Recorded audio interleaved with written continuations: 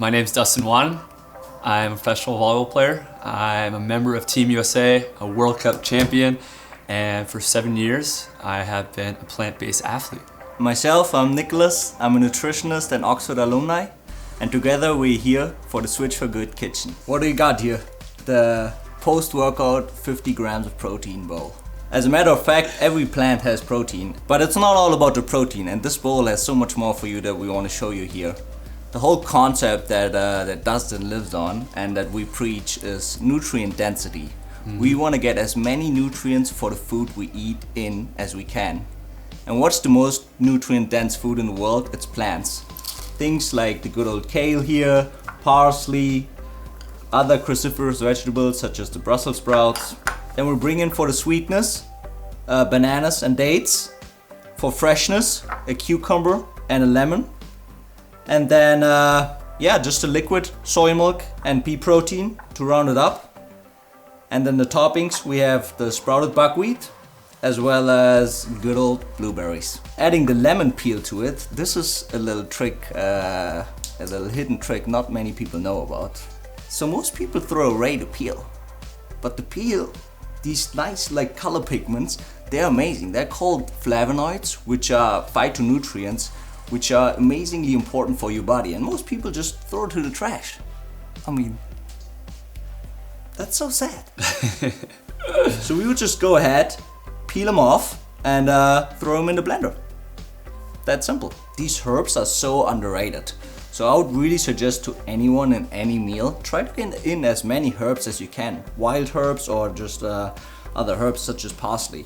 It's a superfood that you don't necessarily have to spend $20 for just a small serving, and it goes along with the thought of having more density in the calories, so you're getting a big portion, small calories, and a lot of nutrition.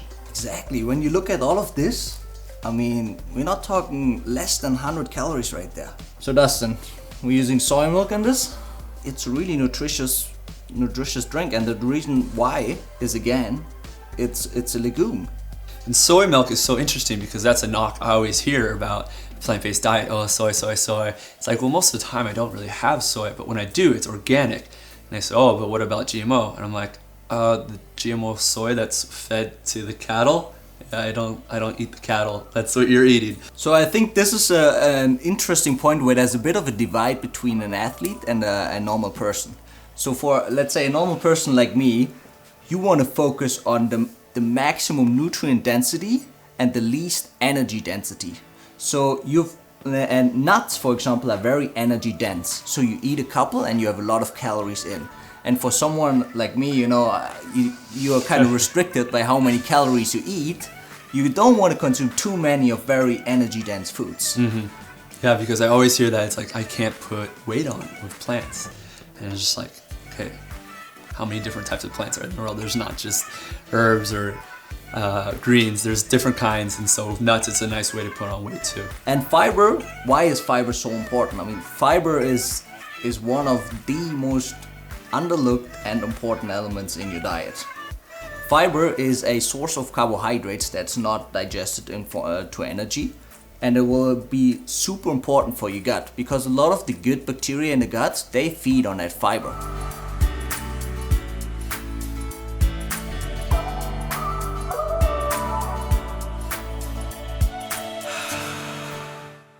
So I heard you sharing with me. I think this is a little too much recovery just for one guy, and you've been working so hard today. I think we should share. Alrighty.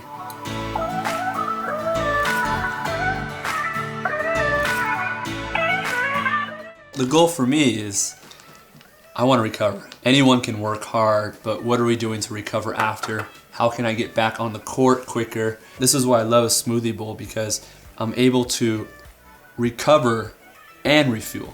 Because anyone can recover, but we want to refuel as well, so we can continue working rather than being crushed and having a nap. Naps are great, but having the nap, I think, for me is a big difference. Exactly, and this comes in really big for non-athletes, right? You don't want to eat a lunch and be like knocked out for 2 hours. Like, you just want to keep going and be productive. And it's not just about prolonging kind of your career and not having injuries, but it's also how good are you tomorrow? Mm-hmm. Like, how fast can you have the new impulse? How fast do you recover that you can have the next training? And the shorter you do it, the more you can practice, and the more you practice, the better you get. It's that simple. And so many of my teammates too go through injuries maybe once a year, maybe twice. It's like, well, what if you had a career where you were never injured? And you're giving your body good information to fight that inflammation so you don't get to a breaking point. In this career, I want to work as much as I can, and I can only work as much as I recover and eat, right? Okay, so how do you top it up? So again, What are your favorites? antioxidants. I love goji berries. Here we have it, the good old hemp seeds. Hemp seeds not only have a lot of protein per ounce, more than meat, but they're also really rich in zinc, which is really important for our magnesium absorption that we talked about. In Which we have for the cacao nibs, right? Exactly, cacao nibs, sprouted buckwheat. Cool. Hey, we're not in Berlin. There's no clouds outside. We're in Southern California. Let's go crush these bowls. Let's go enjoy. Let's get some vitamin D. Let's go soak up some sun. Let's go! Let's do it.